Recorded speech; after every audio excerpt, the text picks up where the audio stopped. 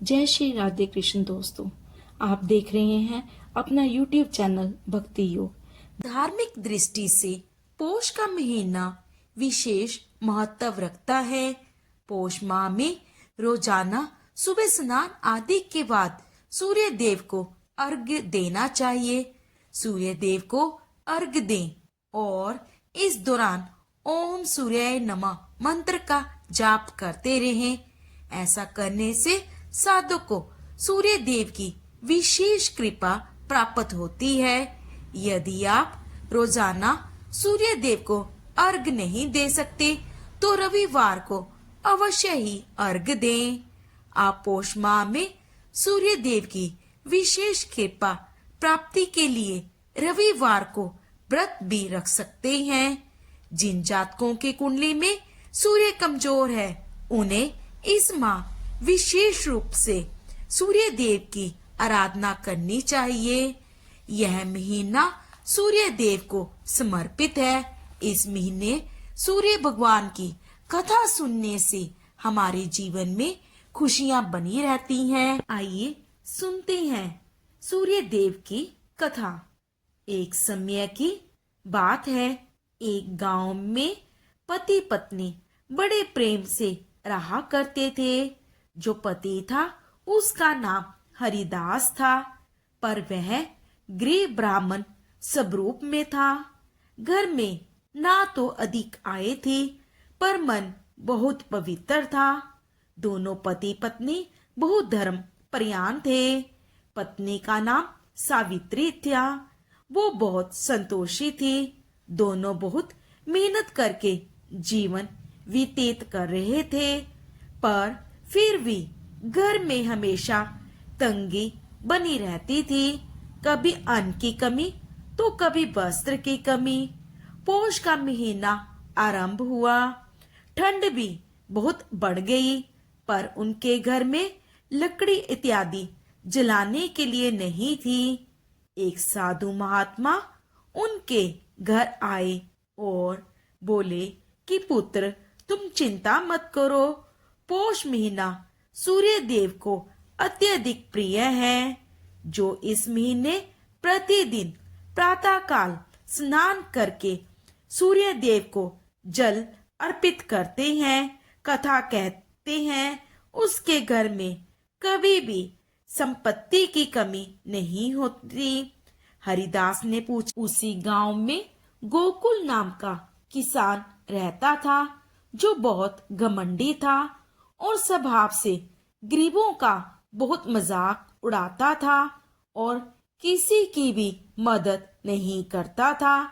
उसका मानना था कि जो भी है सब मेहनत से उसने बनाया है।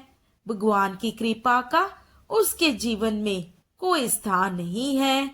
उधर हरिदास और सावित्री ने साधु की बात मानकर पौष महीने के पहले दिन से सुबह जल्दी उठकर स्नान किया और सूर्य देव को जल अर्पित किया और साधु द्वारा बताई गई कथा को याद करके एक दूसरे को सुनाया। उसी दिन से उनके जीवन में धीरे धीरे बदलाव आने लगे।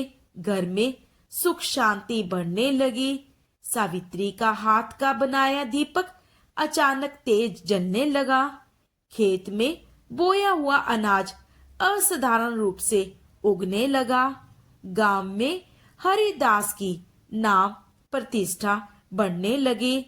लोग पूछने लगे, हरिदास, तुम्हारे घर में इतना बदलाव कैसे आ गया?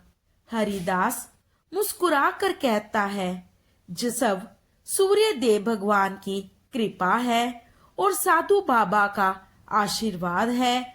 उधर गोकुल का हाल उल्टा था। उसके खेतों में अचानक कीड़े लगने लगे, पशु बीमार पड़ने लगे और घर में बहुत अधिक आर्थिक तंगी होने लगी। वह बीमारी से भी परेशान रहने लगा। एक दिन गोकुल हरिदास के घर गया और पूछने लगा कि तुम्हारे घर में इतनी बरकत कैसे हुई? मुझे भी उपाय बतलाओ। हरिदास ने नम्रता पूर्वक कहा, गोकुल भैया, पोष माह में रोज सूर्य देव की आराधना करता हूँ। प्रतिदिन प्रातः काल सूर्य उदय के समय स्नान इत्यादि कर भगवान श्री सूर्य देव नारायण को अर्घ देता हूँ और सूर्य देव की कथा सुनता हूँ। तुम भी ऐसा ही करो और अहंकार को छोड़कर भगवान पर विश्वास करो। गोकुल ने वैसा ही करना शुरू किया। सुबह स्नान करता, सूर्य देव को जल अर्पित करता और कथा नित्य नेम से सुनता। सिर्फ 7 दिनों में ही उसके जीवन में परिवर्तन आ गया। खेत फिर से हरे भरे हो गए, घर में शांति छा गई और बड़ी बात यह है कि उसके मन में जो घमंड था वह निकल गया। अब वह हर रोज गरीबों की मदद करता, सबके दुख सुख में खड़ा रहता। पोष माह के अंतिम दिन गांव में से एक तेज प्रकाश दिखाई दिया। हर कोई चौंक गया। तभी आसमान से एक दिव्य ऊर्जा निकली और बोली कि जो भक्त पोष माह में श्रद्धा से भगवान शिव, भगवान श्री हरि विष्णु और सूर्य देव की आराधना करेगा और उनकी कथा सुनेगा तो उनके जीवन से अंधकार और दुख दूर होकर प्रकाश ही प्रकाश फैलता रहेगा। सब लोग नतमस्तक हो गए। हरिदास के घर में जो स्थायी खुशियां थी वह पूर्ण रूप से आ गई। गोकुल के मन में विनम्रता और भक्ति का भाव जाग गया और गांव में कभी किसी चीज की कमी नहीं रही और जीवन सदा सर्वदा सुखमय बन रहा। उस दिन से यह पोष माह में प्रतिदिन सूर्य देव की कथा सुनने की परंपरा बन गई।